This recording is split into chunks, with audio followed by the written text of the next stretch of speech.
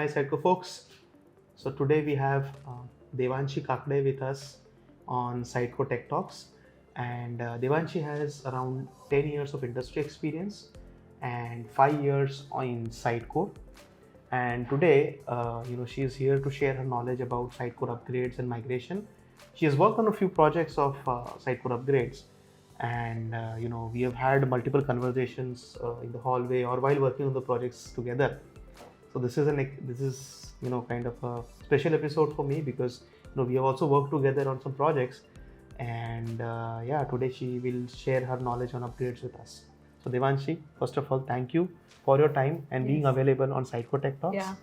And let's get started on this. Yes. Thank you, Varun, for inviting me. So, of course, we'll go with the Sitecore upgrades part, as recently I've worked on a couple of Sitecore projects. Right. So, those are mainly based on upgrades only. So, I hope this sharing will be helpful if someone is starting from the scratch or who has no knowledge about it. Well, I'm sure. Yeah, I'm of absolutely course. sure, no doubts Yeah. there. All right. Let's just jump into it. Why Sitecore upgrades? Like, why do we really need to upgrade our version of Sitecore?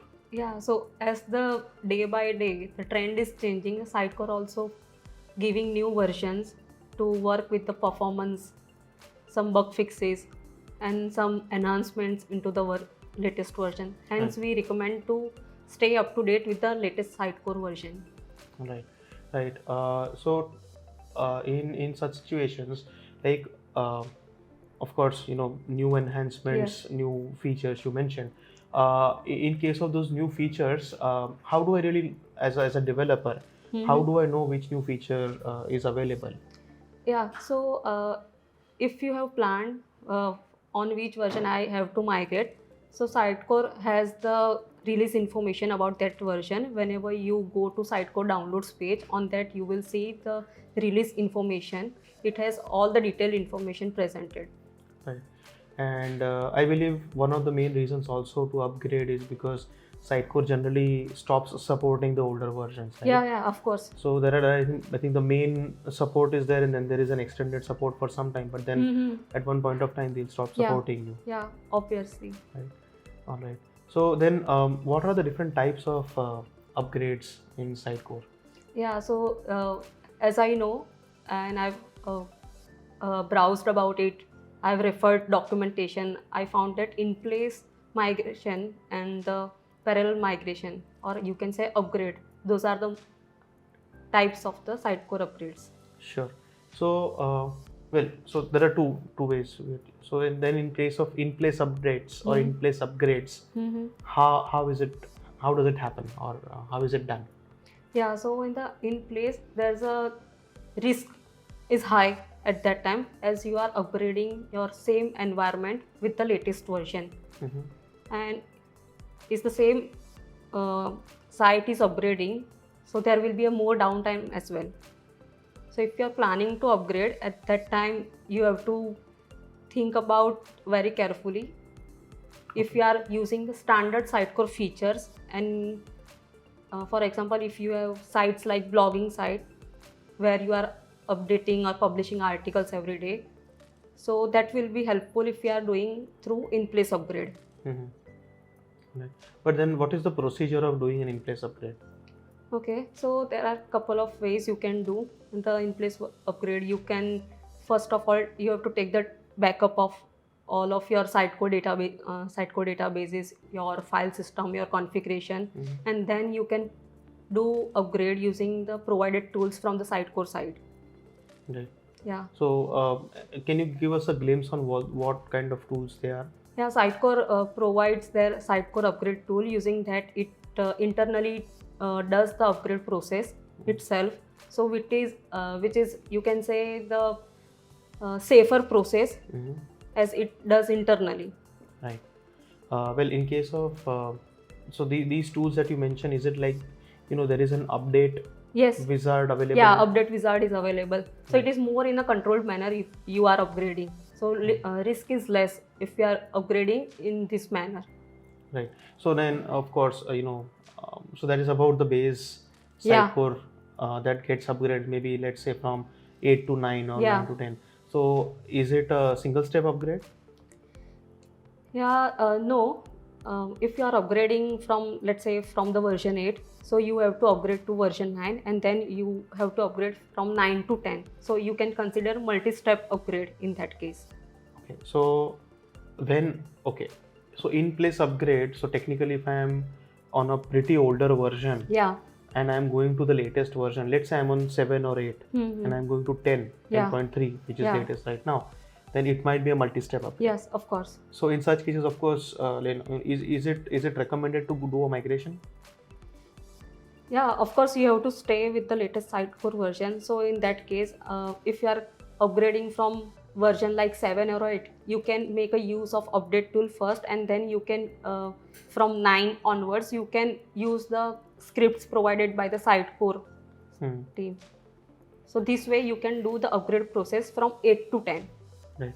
But in the past, I have also seen that, it's not just the Sitecore upgrade. Sometimes even if you're on an older version, even the operating system comes into picture. Yeah. The .NET framework, operating system, even like the SQL Server version also changes.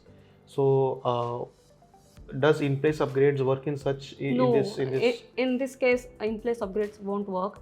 For that reason, you have to go with the parallel upgrade only. In that, you can create the new infrastructure to work with the latest Sitecore instance. Right. Okay. So that new infrastructure which we are currently saying. So in that case, what happens is we just set up a new vanilla Sitecore instance of the version that we require. Yeah, of course. We have to set up the new version of Sitecore which we want to do upgrade. All right. Well, in that particular case, how does of course when I have in place upgrade, then I have that update scripts available. That we do not consider that as an upgrade. That is an upgrade for us, but it is just a migration from an older version to a newer version, right? Of course. All right. Well, okay. So when we are doing a migration, what all other steps will be included, which will be specific to a migration? For the migration, you can consider the data migration specifically, as we are migrating content in place from older version to newer version. Right. You can make a use of data exchange framework. You can use result tool. Such tools are available which connects the environment to different instances. You can move one content from one environment to another environment. That is fair. Yeah. All right. Now, of course, generally, whenever we're implementing Sitecore, we have our custom code available. Yes.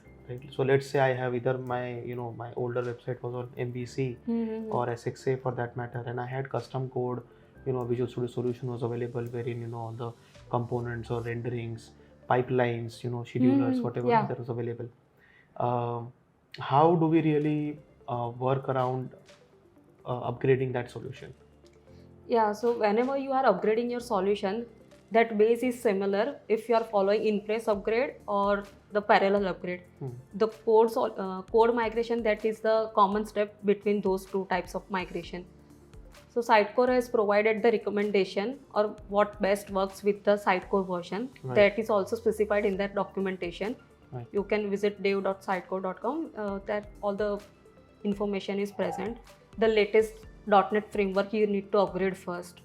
Once that is done, you have to modify the DLL, the NuGet packages. Once that is done, you need to rebuild your solution and see if you are getting some errors or any deprecated code. You have to fix those as well. Sure. Yeah. Then similarly, if you have configs available, you have to see if those configs are now supported or those work exactly with the new instance or not. Accordingly, you need to think about it. That's a fair point. Yeah, of course. Yeah, I think one of the interesting thing which I also feel we can utilize in this case is generally in older solutions we used to have like a libraries folder where we used to have Sitecore assemblies available, which now can be migrated to Sitecore NuGet and we can utilize that. Yes, right? Of course. Yeah, and okay, let's think about a situation that these older solutions we had automated pipelines available, CI/CD pipelines, build and release pipelines. So I believe as a part of whether in place or migration, even they will need to be rebuilt, right? Yes. So it's good if you have a CI/CD pipeline already. You need to update those as well. as you are targeting the new environment. Okay, and if you don't have build and release automatic, if this time is the best time, you have to consider it in your picture. Absolutely, I agree with you. So it really uh, does smooth work for the developer and for the entire project. And your maintenance of your system becomes very easy, right? With automated CI/CDs, you have a process set up, you have Git flow and everything set up. It absolutely. So it is. You can consider it's the best practice you have to follow during the upgrade. Totally. That's a good recommendation, Devanshi. All right. Now after code migration, I have a particular question regarding Sitecore modules. In the past we have been using a number of modules from Sitecore as well as from community. What will happen for those? So if you are upgrading and using the Sitecore modules, so Sitecore, when the Sitecore release its version, the latest version, similar upgrades are available for the Sitecore specific modules. You can consider SXA, commerce, kind of, etc. And if you are using the external modules or the community modules, at that time you need to specifically check if those are working or not with the upgraded solution or not. If not, then you have to debug it. You may use the debugger tool like .pick or something. You can compile your code. Decompile your code. I think community contributions, community modules, are sometimes interesting because there are multiple types, and I think if the code base is not available, of course we can decompile and maybe include in our same project solution. But let's say the code solution or the code of that is available on GitHub or any such open repo, probably we can utilize that and rebuild it. Not sure. If it is available, then it is good. If not, then we have to obviously take effort. And again, in this case of modules, right? So we have, of course, the two things. One is, of course, the Sitecore templates or Sitecore items, let's say in core database or somewhere, and then the code. So I believe those items can definitely be moved from older version to newer version using a tool which you mentioned like Razzle. But then in case of code, this is the strategy which we can follow. So as we talked about moving the items from one instance to another, Razzle we are using, but you can say in the latest trend we have Unicorn. Then you can consider TDS. You can consider CLI, Sitecore CLI, Sitecore Content Serialization. Those are the latest tools available to migrate your content from lower environment to higher environment, or from environment to environment. Correct. And I believe Sitecore CLI is the next future. So I think it is a good practice for now that if we are looking forward for migrating something from an older to newer ones, of course we have to think about what future will be, because in the next few years what is going to be more used, and Sitecore CLI looks to be the one.